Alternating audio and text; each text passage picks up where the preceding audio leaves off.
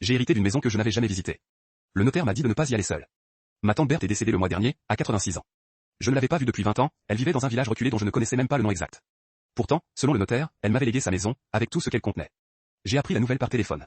Maître de l'âge, un notaire de la région, m'a demandé de passer à son étude pour régler les formalités. Quand je suis arrivé, il m'a tendu les clés et m'a dit, avec une expression que j'ai eu du mal à déchiffrer, vous devriez peut-être vous faire accompagner. J'ai demandé pourquoi. Il a hésité, a regardé ses mains, puis a dit, votre tante était une femme étrange. Elle n'a pas quitté sa maison depuis 30 ans. Personne n'y est entré depuis très longtemps. Vous pourriez trouver des choses dérangeantes.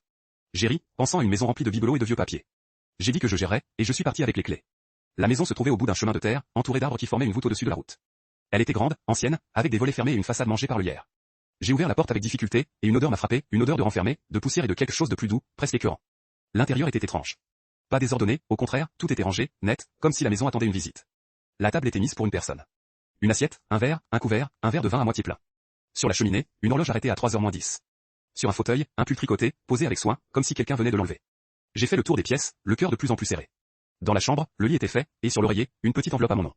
Je l'ai ouverte, une photo de moi, à l'âge de 10 ans, prise à un goûter d'anniversaire. Au dos, une écriture tremblée, mon neveu préféré. Je t'ai attendu. Je savais que tu viendrais.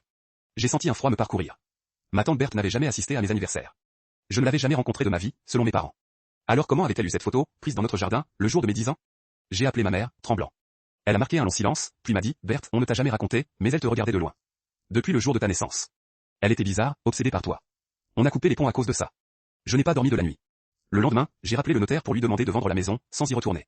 Il n'a pas semblé surpris. Il m'a juste dit, calmement, je crois que c'est une sage décision, monsieur. Parfois, je me demande ce qu'il y avait dans cette maison, derrière ces volets fermés, et ce que ma tante avait prévu pour moi. Et parfois, je préfère ne pas le savoir.